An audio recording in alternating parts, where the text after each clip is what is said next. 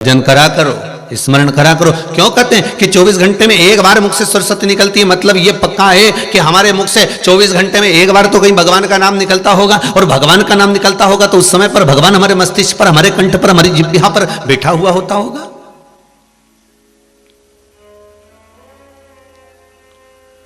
उस समय पर परमात्मा हमारे सम्मुख में हो,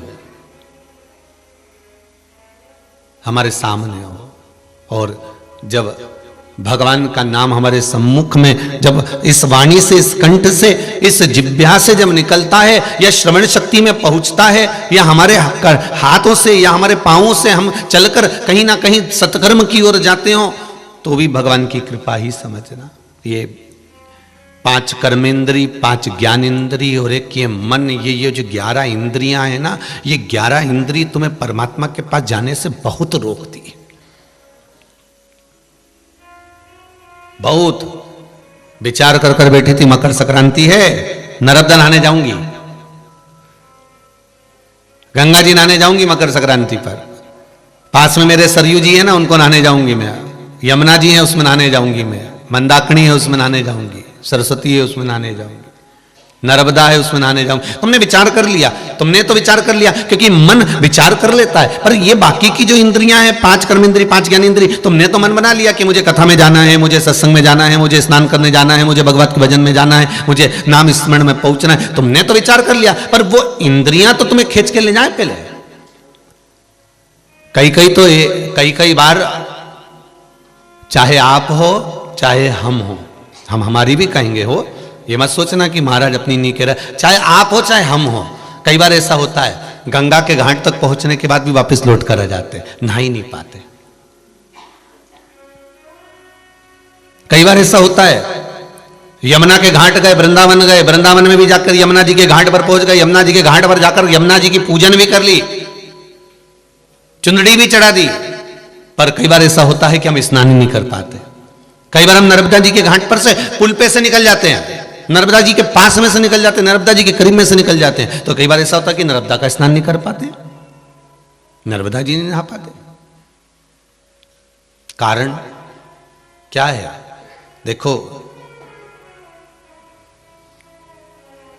4 स्थानों पर हर व्यक्ति से पाप होता है। संसार का ऐसा कोई मानव नहीं है जिसने पाप नहीं किया हो। चाहे जो मृत्यु लोक में जन्मा है उसने पाप किया है, चाहे आप हो चाहे वो सियोर वाला महाराज हो, कोई भी पाप कर्म में सब लिप्त है। 4 स्थानों पर हर व्यक्ति से पाप होता है। पहला, झाड़ू लगाते समय छोटे छोटे जीव मर जाते हैं, उसका पाप माथे चढ़ जाता है। श्रीमद् भागवत में ऋषभ देव जी के चरित्र में यह वर्णन है। दूसरा, अग्नि जलाते समय, अभी ठंड पड़ रही होगी, आग लगा रहे होगे, अग्नि जला रहे होगे, लकड़ी जला रहे होगे, कोयला जला रहे होगे, या घर में कुछ बना रहे होगे, गैस जला रहे होगे, या आपने लाइट चालू करी, अग्नि जलाते समय छोटे छोटे पतंगे, छोटे छोटे जीव जलकर भस्म हो जाते हैं, उसका पाप हमारे माथे पर चढ़ जाता है। 2 जगह हो गई पाप कर्म की। अब तुमने पाप इकट्ठा करा कि नहीं करा? थोड़ा बहुत तो इकट्ठा हुआ ही होगा। कभी तो बल्ब जलाया होगा, बल्ब जलाया होगा तो पतंगा जला होगा, पतंगा जला होगा तो उसका पाप तुम्हारे माथे चढ़ा होगा। तुमने गैस जलाया होगा तो चींटी भी उस गैस में चली गई होगी, कोई जीव चला गया होगा, कोई छोटे छोटे कण चले गए होंगे, तुम्हें मालूम नहीं, हमको मालूम नहीं, पाप कर्म तो हुआ है। तीसरा, कपड़े धोते समय, स्नान करते समय, बर्तन धोते समय, पोछा लगाते समय, पानी वाले स्थान पर भी हम गए और हमने कुछ कर्म करा तो उसमें भी छोटे छोटे जीव मर गए, उसका पाप माथे चढ़ गया। 3, और चौथा है, हम चलकर, कदम रखकर जहां भी जाते हैं अपने पांव के नीचे ना जाने कितने जीव मर जाते हैं, उसका पाप माथे चढ़ जाता है। 4 स्थान पर हर व्यक्ति के पाप की गठरिया बंधी होती है, व्यक्ति के मस्तक पर पाप बंधा होता है। शिव महापुराण की कथा में, श्रीमद् भागवत में श्री ऋषभ देव जी महाराज ने भी ये सदित्र वर्णन करते हुए कहा कि पाप प्रत्येक व्यक्ति के मस्तक पर चढ़ा हुआ है। ऐसा कोई संसार में जन्मा ही नहीं जिसके मस्तक पर पाप नहीं।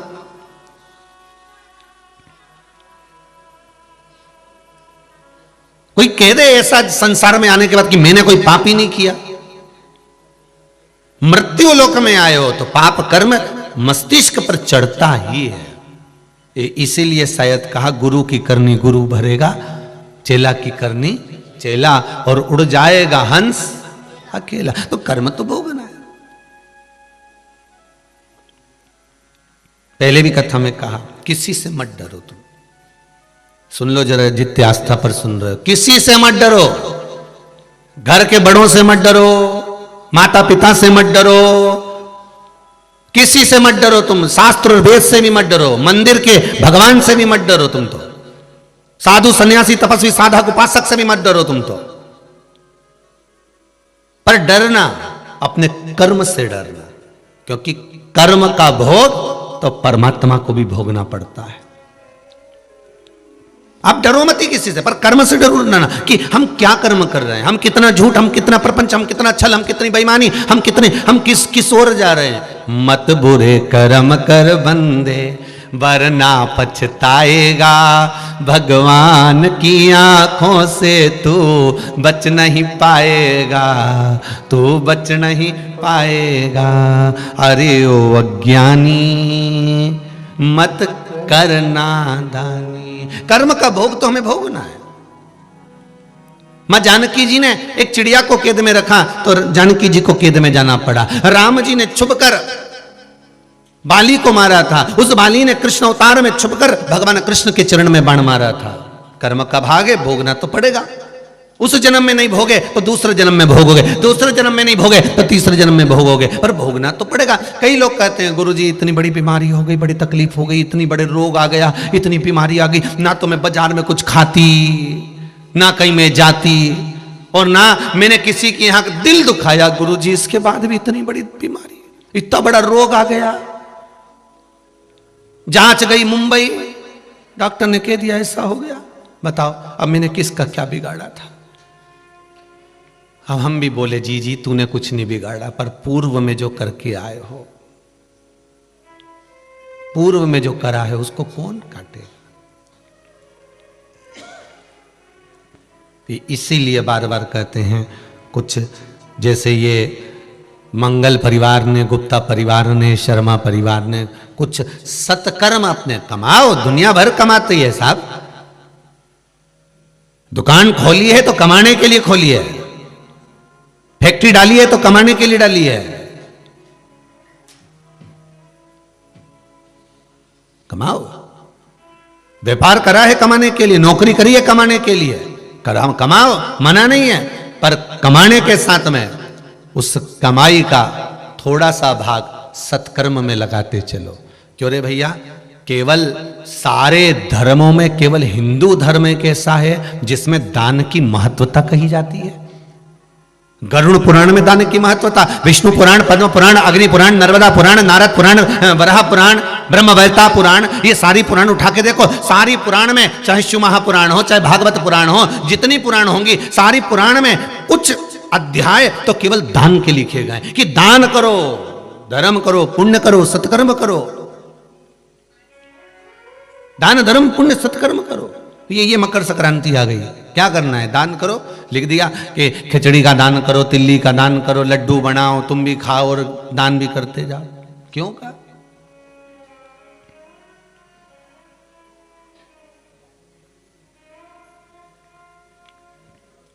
धर्म करते चलो, बस केवल एक ये हिंदू धर्म में लिख दिया कि दान की महत्वता है, दान करना है, सत्कर्म, कमाना भी है, परिवार को चलाना भी है, पर कमाते कमाते उसमें जो पूंजी हमारे पास में आए, हमने जैसे एकत्रित करा, उसमें से थोड़ा सा पुण्य भाग दिया। उसी तरह हमारी जो ये 21,600 श्वास प्रतिदिन जो निकल रही है, इन 21,600 श्वास के आकलन में थोड़ा सा शिव नाम, थोड़ा सा प्रभु का नाम, थोड़ा सा भगवान का नाम लेते चलिए।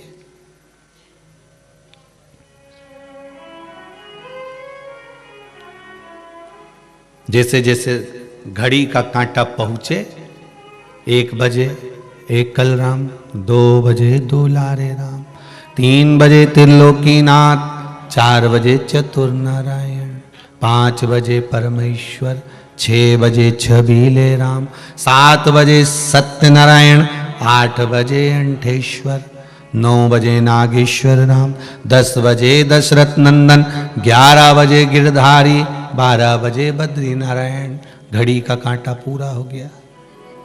जप लो।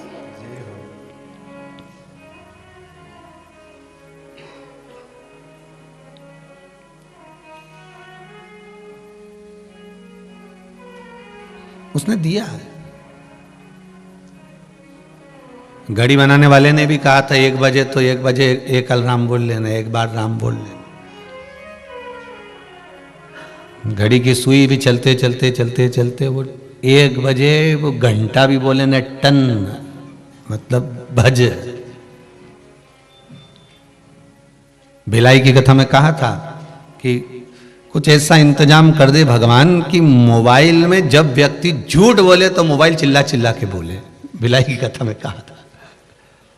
अब एकाध मशीन ऐसी आना चाहिए कि घड़ी में जैसे ही 1 बजे जितने लोग बैठे हैं उसी समय वो 1 बजे चिल्ला कर बोल दे, राम बोल ले, शिव बोल ले, कृष्ण बोल ले।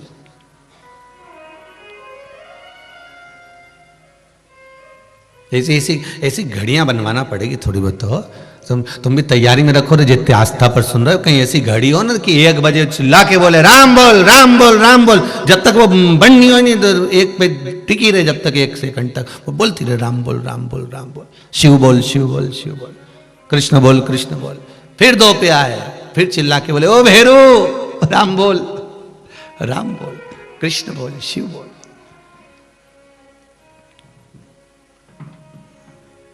बड़ी मुश्किल से मिलेगा ये शरीर, बड़ी मुश्किल से मिला। और एक बार चला गया ना, सुन लो रे भाई, वो आस्था वालों सुन लो, जितने सुन रहे हो मोबाइल पर हो, ये बड़ी मुश्किल से मिला है।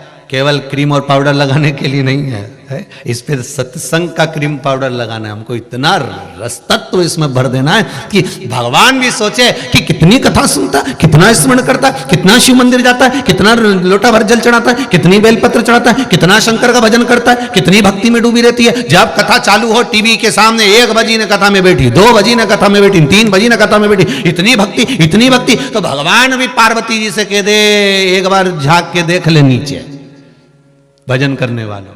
पार्वती से शिव कहते हैं कि एक बार झांक कर देख लो तुम भी। और सत्य कहे ना तो प्रत्येक सोमवार को शिव मंदिरों का जो नजारा होता है ना, वो देखने लायक होता है। प्रत्येक सोमवार को शिव मंदिरों में जो दीप लगाए जाते हैं, पशुपति व्रत के 5-5 दिए जब माताएं लेकर जाती है, सवेरे थाली सजाकर लेकर जाती है, पूजन करने जाती है, शाम को फिर पूजन की थाली लेकर जावे और भगवान के सामने जब दीप प्रकट करती है, तो वो नजारा देखने के लिए होता है महाराज। उसका एक आनंद ही दूसरा होता है, उसका एक आनंद ही दूसरा। महाराज शंभु शरणे पड़ी मांगू घड़ी रे घड़ी, दुख काटो दया करी ने दर्शन आपो, दया करी ने दर्शन आपो। भगवान शिव की कथा कहती है, आपका सत्संग, आपका भजन प्रबल हो।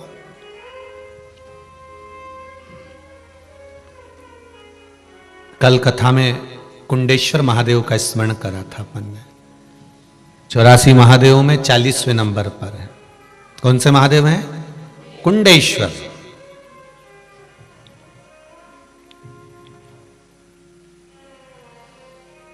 क्या देते हैं वो? कुंडेश्वर महादेव का स्मरण करने पर क्या मिल जाता है, क्या प्रदान करते हैं वो, क्या दे सकते हैं वो? तो कहा कुंडेश्वर महादेव जीवन की प्रसन्नता प्रदान करते हैं। शिव बाबा की कथा में, कल कथा में कहा था, 2 जगह पर मेरे शंकर के चेहरे पर स्माइल आ जाती है, मेरा शंकर मुस्कुराने लगता है। 2 जगह पर, 2 जगह पर मेरे शिव, मेरे ओगड़दानी, मेरे त्रिकालदर्शी, मेरे शंकर 2 जगह पर मुस्कुरा देते हैं। एक कुंडेश्वर महादेव के स्थान पर चंदन वन में, महाकाल वन में, और दूसरा नंदन वन में, काशी में, ज्ञान वापी में। ये 2 जगह है।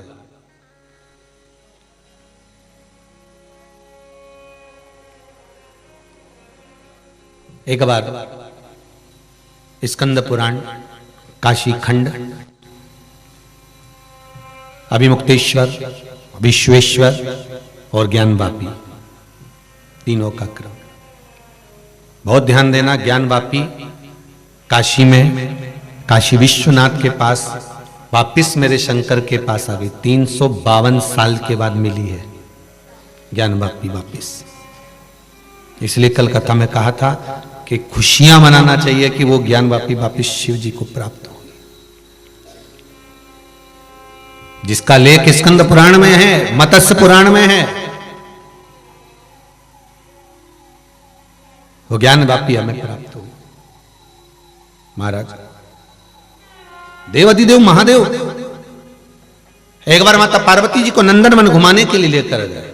शिव महापुराण अशोक सुंदरी का जन्म, वो जन्म के समय पर ज्ञानवापी की महत्वता का दर्शन कराया गया। मेरे देवाधिदेव महादेव, मेरे शंभो माता पार्वती को आज नंदनवन लेकर जा रहे हैं। नंदनवन चलो पार्वती जी, भ्रमण के लिए चलते हैं, चलो पार्वती जी। और बहुत बहुत ध्यान देना महाराज जी, शिव के धाम में, शंकर के दरवाजे पर, परमात्मा की चौखट में, शिव महापुराण में अगर आप पहुंचे हो, भगवान शंकर के दरवाजे पर पहुंचे हो, या आस्था चैनल पर या मोबाइल पर भी शिव पुराण की कथा सुन रहे हो, तो समझना कि हमारे पाप ना जाने कितने क्षीण हो गए होंगे, हमारे पाप ना जाने कितने समाप्त हो गए होंगे, तब जाकर हमें भगवान की यह कथा प्राप्त हुई है। हमारा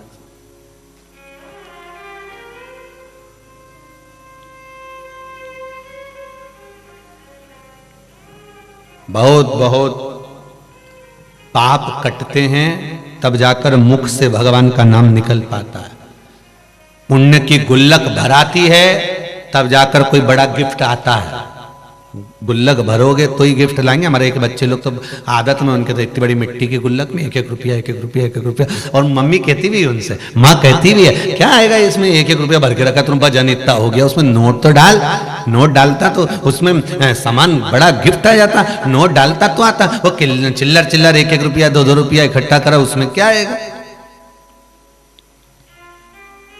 पर पुण्य की गुल्लक जब भराए, ये मंगल परिवार, ये शर्मा परिवार, ये गुप्ता परिवार, ये पुण्य की गुल्लक जब इनके पूर्वजों की भराई, तब कुछ मिला है। वो भी मकर संक्रांति के अवसर पर, जब दुनिया तरसती है केवल स्नान करने के लिए, केवल स्नान। और कथा भी कौन सी चल रही, मानसरोवर।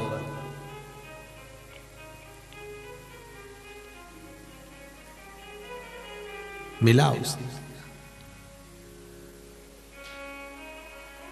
और सही है बिल्कुल।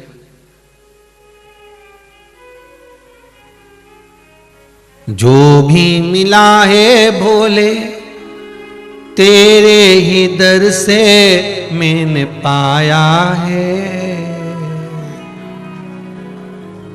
जो भी मिला है भोले तेरे ही दर से मैंने पाया है, मैंने पाया है। मानव की देह मिली है, तेरा ही नाम मैंने गाया है, मैंने ही नाम मैंने गाया है। डम डम तेरा डमरू बाजे, पाप मेरे हैं भागे भोले तू मिल गया है, शंभो तू मिल गया है। कभी काशी में कभी उज्जैनी, मन मेरा है लागे भोला मेरा मिल ही गया है, भोला मेरा मिल ही गया। भगवान शिव प्राप्त हो। 84 लाख योनियां काटने के बाद मनुष्य की देह मिली, और वो मानव का शरीर भी हम गंवा रहे तो कोई मतलब का नहीं।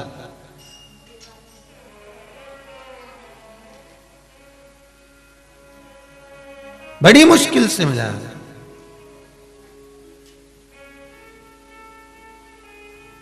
महाराज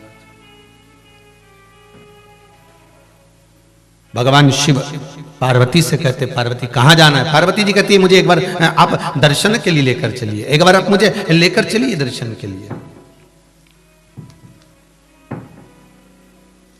दर्शन के लिए, और नंदनवन लेकर गए। नंदनवन लेकर गए तो पार्वती जी के मन में एक भाव प्रकट हो गया। पार्वती जी के मन में भाव आया, प्रभु ये नंदनवन आप मुझे लेकर आए हो, इस नंदनवन का निर्माण किसने किया है? अब कोई आपसे पूछ ले कि उज्जैनी का निर्माण किसने किया, कोई आपसे कह दे सोमनाथ जी के उस पावन धरा का निर्माण किसने किया, मल्लिकार्जुन की उस पावन श्रीशैलम की धरा का निर्माण किसने किया, भीमा शंकर की वो पावन धरा, वो वेदनाथ बाबा की पावन धरा, बाबा धाम का उस भूमि का निर्माण किसने करा? शंकर जहां पर विराजमान हुए उस भूमि का निर्माण करने वाला कौन है? कोई दूसरा नहीं। ब्रह्मा जी को जब भगवान सृष्टि खंड का वर्णन कराते हैं तो ब्रह्मा जी कहते हैं प्रभु आप पहले ये बता दो कि मैं आपको कहां कहां पर विराजमान करूं, आप कहां कहां रहेंगे? शंकर भगवान कहते हैं मुझे विराजमान करने के लिए केवल आप स्तुति करेंगे और मैं विराजमान हो जाऊंगा। शिव का मंदिर कहां बनना है, कैसे बनना है, कब बनना है, किसको बनवाना है, किसके हाथ से बनवाना है और कौन बनवाएगा, ये शंकर निश्चित करते हैं, कोई दूसरा नहीं कर सकता। इसको शिव निश्चित करते हैं।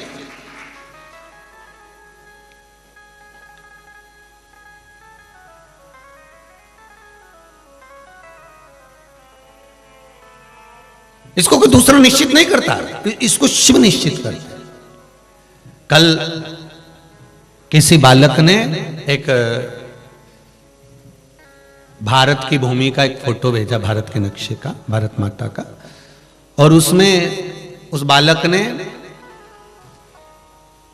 केदारनाथ जी से एक सर्कल बनाना प्रारंभ करा कि 12 ज्योतिर्लिंग जहां जहां पर है, उस सर्कल को बनाते बनाते बनाते बनाते बनाते बनाते पूरे भारत की भूमि पे से केदारनाथ जी से उत्तराखंड से चालू हुआ, विश्वनाथ पर गया, फिर नीचे गया, फिर रामेश्वर होता हुआ, फिर इधर इधर घूमता घूमता वो सर्कल बनाता बनाता बनाता फिर मल्लिकार्जुन की जगह पर आया, भीमा शंकर की जगह पर आया, वेदनाथ जी की जगह पर आए, की जगह पर महाकाल जी आए। ऐसा पूरा राउंड बनाते बनाते जलेबी जैसा बनाते बनाते आखिरी में उसने एक बिंदु लाकर छोड़ दिया कुबेरेश्वर धाम पर। क्योंकि भारत की भूमि पर मध्य में है मध्य प्रदेश, और मध्य प्रदेश के भी मध्य में है सीहोर। ये सीहोर जो जिला है इस मध्य प्रदेश के भी मध्य में है, और उसके मध्य में बाबा को मंदिर बनवाना। तो मतलब सारे बिंदु आंकड़े लगाने के बाद में उस बिंदु को होगा। तो कल उस बच्चे ने जो फोटो भेजा है और बिल्कुल सटीक सटीक जगह उसने बनाया कि यहाँ केदारेश्वर उत्तराखंड में इस जगह पर, यहाँ पर विश्वनाथ जी, यहाँ पर ये रामेश्वर जी, और यहाँ से आगे गए तो ये जो जो स्थान उसमें बताए गए हैं जहाँ जहाँ हमारे प्रदेश का वर्णन किया गया है उसमें हर जगह का, और आखिरी में ले जाकर बिंदु पर छोड़ दिया कुबेरेश्वर धाम को। तो हमने खुद आशीष से कहा आशीष गजब का चित्र बनाया है, और इसका आंकलन करा जाए तो बिल्कुल सत्य निकला कि यहाँ विश्वनाथ है, यहाँ सोमनाथ है, यहाँ मल्लिकार्जुन है, यहाँ केदार है, जहाँ प्रदेश है उसी हिसाब से उसने बनाया और आखिरी में लाकर कुबेरेश्वर छोड़ दिया। मतलब शंकर को निश्चित करना था कि कुबेरेश्वर धाम शिव को बनवाना ही था और शंकर को यहाँ विराजमान होना ही था। ये सिद्धता थी। अंतिम बिंदु वहां लाकर उसने छोड़ दिया उस बिंदु।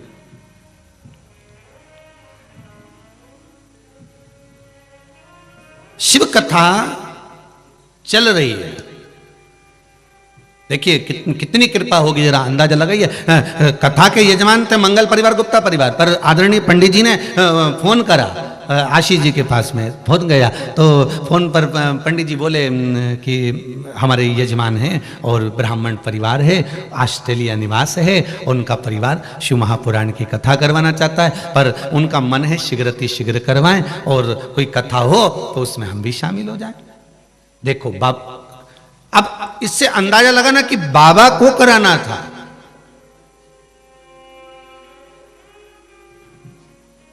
और ब्राह्मण देवता को उसको बीच में निमित्त लाना था। ये बाबा की कृपा है। ब्राह्मण देवता को उसको निमित्त बीच में उनको लेकर आना था कि ब्राह्मण देवता के मुख से निकलना और ब्राह्मण देवता का निमित्त बन जाना। और मैं कहूंगा ऐसे ब्राह्मणों के लिए भी मैं वर्णन करूंगा, बहुत बहुत साधु बात था कि आपने अपने यजमान के लिए कम से कम ये भाव रखा तो सही आपने अपने यजमान के लिए भाव प्रकट तो करा कि हमारे यजमान शिव महापुराण की कथा करवाना चाहते हैं, कोई व्यवस्था हो। और आशीष जी ने कहा कि कथा में यजमान तो है, मंगल परिवार भी है, गुप्ता परिवार भी है, और दोनों परिवार ऐसे हैं अलमस्त रहने वाले, आनंद में रहने वाले। हाँ, उसमें आप शामिल हो सकते हो। तो उन्होंने कहा कर दीजिए, आप तो भगवान की कृपा हो। और बाबा ने ऐसी करुणा करी और शामिल कर दिया। धन्यवाद था। मेरे ब्राह्मणों के चरणों को नमन है, ऐसे विप्रों बहुत बहुत साधुवाद जो यजमान के कल्याण का कार्य भी कर रहे हैं, यजमान हित का कार्य। महाराज पर कहीं शिव की कृपा थी, शंकर को उसमें सम्मिलित होना है, बनवाना है शिव को। और फिर कहूंगा, पशुपति व्रत करने का विचार आप लोग कई बार करते हो कि मैं सोमवार से करूंगी, अगले सोमवार से करूंगी, मालूम पड़े वो टल गया। तो टाला भी किसने है? शिव जी ने। और अगर करवा भी रहा है तो कौन करवा रहा है? शिव करवा रहा है, कोई दूसरा नहीं है।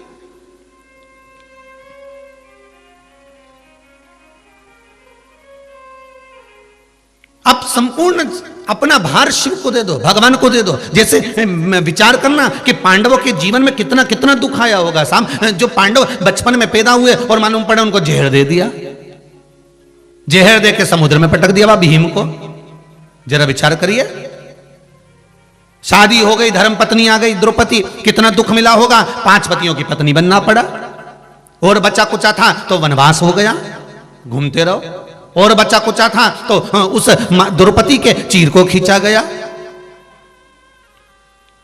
और बच्चा कुचा था तो लाक्षागृह में आग लगवा दी। और बच्चा कुचा था उन पांडवों के जीवन में तो उनके 5 पुत्र सोए हुए थे, उनको तलवार से कटवा दिया।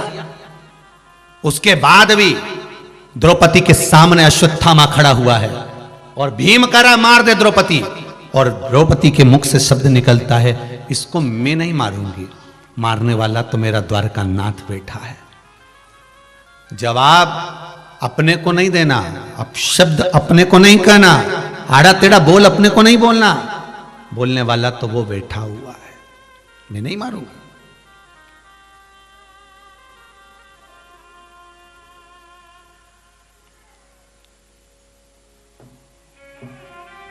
मैं मार नहीं सकता।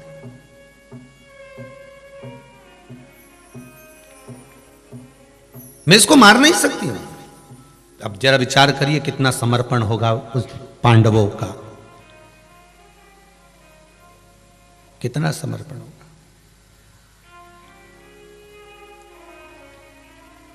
पूर्ण समर्पण। भगवान दया, हे शिव, कितना कितना विश्वास, सारा विश्वास भगवान पर छोड़ दिया। अब वो तारेगा, वही मारेगा, कोई दूसरा नहीं कर सकता, कोई दूसरा नहीं कर सकता।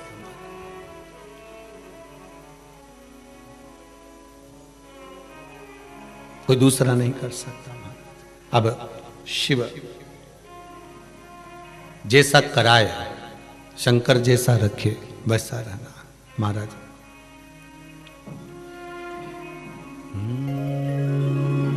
भगवान दया करना, मैं तेरे भरोसे हूँ। भगवान दया करना, मैं तेरे भरोसे हूँ। भगवान दया करना, मैं तेरे भरोसे हूँ। सब गाइए। भगवान दया करना, मैं तेरे भरोसे हूँ। भगवान दया करना, मैं तेरे भरोसे हूँ। भगवान दया करेगा। जैसे द्रौपदी भगवान पर भरोसा करी, वैसे आपका भरोसे भोलेनाथ दया करना, मैं तेरे भरोसे हूँ। भोलेनाथ दया करना, मैं तेरे भरोसे हूँ। भोलेनाथ दया करना, मैं तेरे भरोसे हूँ। भोलेनाथ दया करना, शंभो मैं तेरे भरोसे हूँ। महाकाल दया करना, मैं तेरे भरोसे हूँ। महाकाल दया करना, काल अधिपति महाकाल, मैं तेरे भरोसे हूँ। हर हर भोले।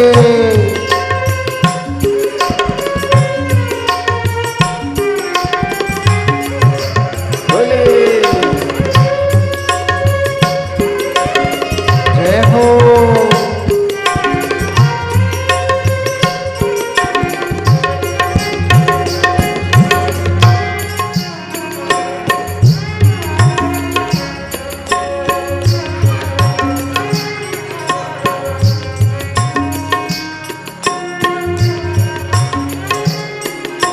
ना घर के भरोसे हूँ, ना परिवार के भरोसे हूँ।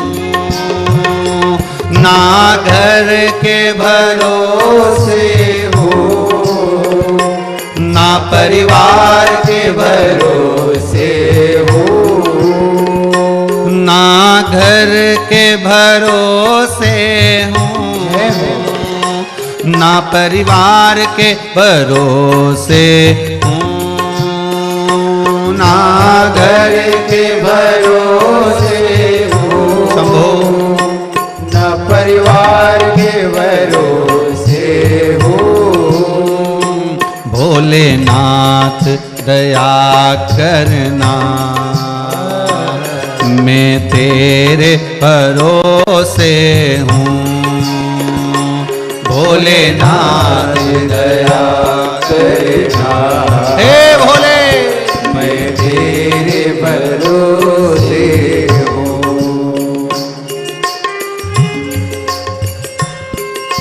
भोले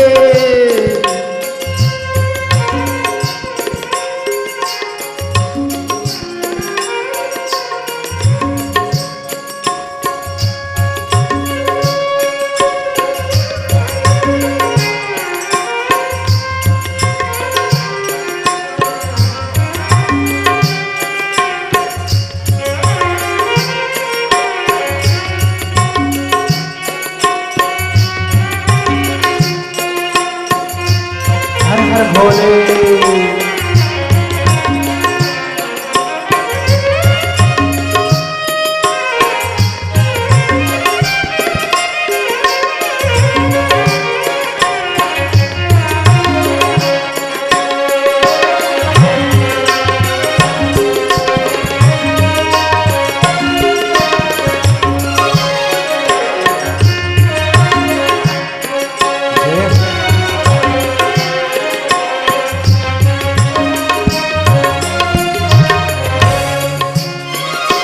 ना घर की हो चिंता, ना परिवार का हो बंधन।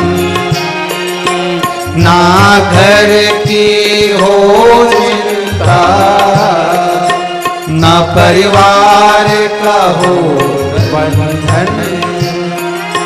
ना घर की हो चिंता, ना परिवार का हो बंधन।